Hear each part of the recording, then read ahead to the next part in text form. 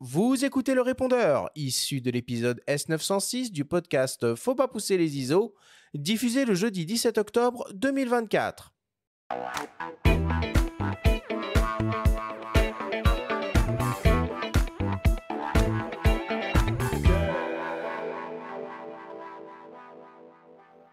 Nous sommes toujours avec le photographe Jean-Michel Lenoir pour une grande discussion au coin du feu. C'est une habitude sur ce format, pas de débrief aujourd'hui.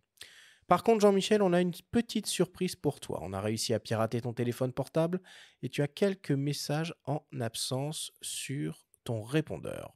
On te propose naturellement de les écouter. Le répondeur de Jean-Michel Lenoir vous est présenté par ipln.fr, le spécialiste photo et vidéo. Vous avez 8 nouveaux messages. Salut Jean-Mi, c'est Bertrand, j'espère que tu vas bien. J'ai appris que tu passais dans l'émission Faut pas pousser les ISO et ça m'a rappelé quelques anecdotes. Grâce à toi, il y a 25 ans peut-être maintenant, voire même un petit peu plus, j'ai pu rencontrer mon premier cerf en live dans la forêt d'Alat, un dimanche matin, je me souviens, dans la brume, c'était magnifique. Je me souviens également de ces levers très matinaux pour pouvoir capter les premiers rayons du soleil sur l'estuaire de la Gironde, ou encore à Noirmoutier, une terre qui t'est chère. Et je garderai toujours en tête, bien évidemment, toutes nos sorties en raquette dans les Alpes, à courir après. Sinon les marmottes, au moins les grands tétras. On n'en a pas vu beaucoup, mais franchement, ça restera gravé dans mes mémoires pour toujours. Je voulais aussi te dire que je suis content que tu aies réussi après quelques années, à parvenir à vivre de ta passion. Crois-moi, tu peux être fier de ce que tu as accompli au fil du temps. Voilà, je t'embrasse. À bientôt, Jean-Mi. Coucou Jean-Michel, c'est Caro. Je voulais te faire un petit clin d'œil en souvenir de tous ces bons moments qu'on a passés en voyage photo aux quatre coins du monde. Je pense notamment à un voyage en Norvège aux îles Lofoten. On s'est retrouvés pendant quelques jours bloqués suite à une avalanche qui bloquait la route unique reliant le continent et l'aéroport. Et donc on a passé quelques jours bloqués du monde. C'était un moment un peu suspendu dans le temps. L'année suivante, toujours en Norvège, mais cette fois-là, on était sur l'île de Senja. J'imagine que tu te souviens bien, j'ai valsé à l'eau. À cette époque-là, c'était en janvier, et l'eau devait pas être bien chaude. Et t'as pas hésité une seule seconde à me sortir de là rapidement. Et je te dois toujours une fière chandelle. Alors voilà, je voulais te dire un tout grand merci pour tout ce que tu m'as appris, tout ce que tu m'as enseigné, ta patience, ta bienveillance et surtout ton regard évanescent qui est pour moi une grande source d'inspiration. Je te dis à très vite et gros bisous de Belgique. Salut Jean-Mi, c'est Delphine. Bon, comme je te rappelle, quoi qu'il en soit, je vous couche tous, hein, voilà. Et surtout, ne t'inquiète pas, j'emmène bien les perruques. Je t'embrasse et à très vite. Coucou Jean-Michel, eh bien, écoute, ce petit message pour te dire que tu as fait un long chemin depuis nos premières rencontres à Montfort-l'Amaury, que je n'ai pas oublié de cette détermination et de déjà cette poésie que tu avais en toi. Voilà, donc bien continue à nous émerveiller au gré de tes voyages. Je t'embrasse. Coucou mon loulou, un petit clin d'œil pour ce spécial Jean-Mi au coin du feu. Tu sais que je suis ta plus grande fan dans le club des groupies et des aficionados de Jean-Mi. Je crois que je t'ai toujours connu avec un appareil photo, soit à la main, soit en bandoulière. D'ailleurs, un de mes premiers souvenirs à l'époque où on s'est rencontrés, c'est cette soirée où tu m'as dégainé une photo de cerf, noir et blanc, un peu flou. Et c'est vrai que c'est un des premiers souvenirs qui me viennent en tête. Tu sais que je suis très admirative de ta sensibilité à la faune, à la nature, aux arbres en particulier, à tout ce qui fait ce que tu es et à tout ce qui est essentiel pour toi, notamment dans la photo et dans ta signature photographique. Je suis tellement fière de toi et admirative de ton travail, ça tu le sais, mais c'est bien de temps en temps de le redire. Reste toujours tel que tu es et reste ce magnifique photographe que tu es devenu et que j'espère tu seras encore longtemps. Je t'embrasse. Jean-Mi, mon petit frère, je voulais te dire combien je suis admirative de ton parcours. Petit, tu as été pris par la main de papa, qui t'a guidé sur le chemin de la nature et de ses richesses. Et de ce terreau est née une passion pour les grands espaces et ta sensibilité t'a mené à faire un choix, celui d'une vie tout près de la nature.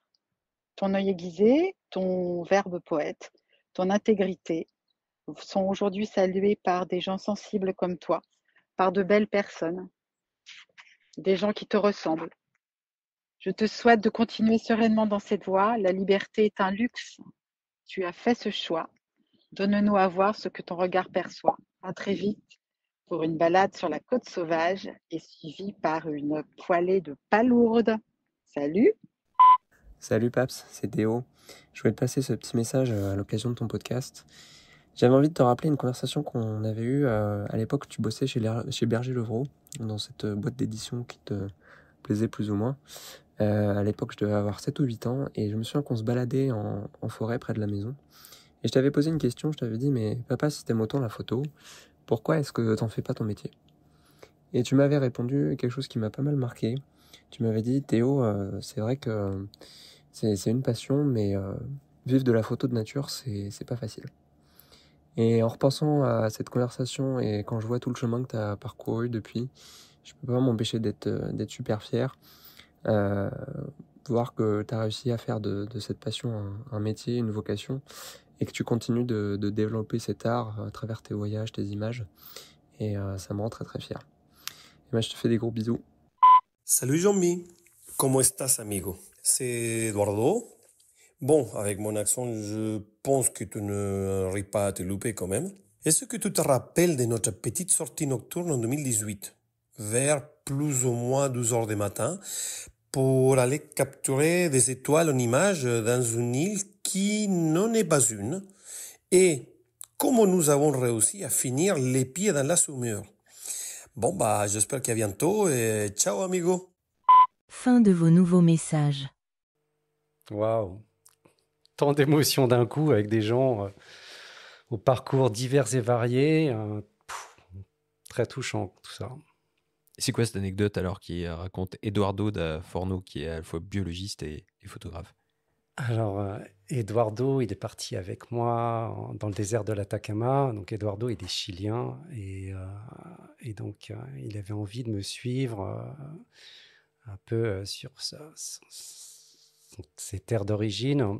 Mais en fait, il fait référence en fait, à la partie bolivienne du désert de l'Atacama. On était dans le Salar d'Uyuni.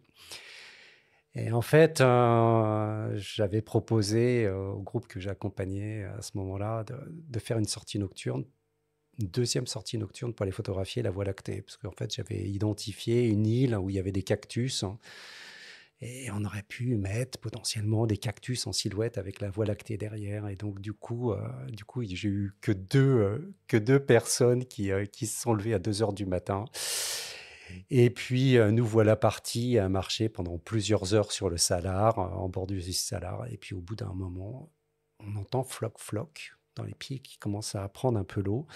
Et puis, je commence à voir des points lumineux sur la surface du Salar. Et en fait, c'était les étoiles et la Voie lactée qui se reflétaient sur la surface en eau. Et donc, du coup, on était dans une lagune et on entendait les flamants roses, quoi. Donc, voilà, ça reste entre nous. Mais c'était vraiment un très chouette moment, un moment suspendu, parce que quand on a atteint cette île-là, et c'était peut-être 1 heure avant le début du lever du jour. Et j'en garde un souvenir poignant parce qu'on avait fait des photos avec les cactus qui se découpent avec ce ciel, cette voûte céleste vraiment incroyablement claire, contrastée. Et c'était vraiment une très belle expérience partagée. On remercie évidemment toutes les personnes qui ont participé à ce petit répondeur dans l'ordre d'apparition. Bertrand Deslandes, un ami à toi, Caroline Corny, photographe, Delphine Castagnier de Nature Agency, Marie Blin, galeriste, la famille Lenoir avec Muriel, ta femme, Sylvie Imbert Lenoir, ta sœur, Théo, ton fils, et enfin évidemment Eduardo da Forno, biologiste et photographe comme tu viens de le dire, Benjamin. Merci à eux.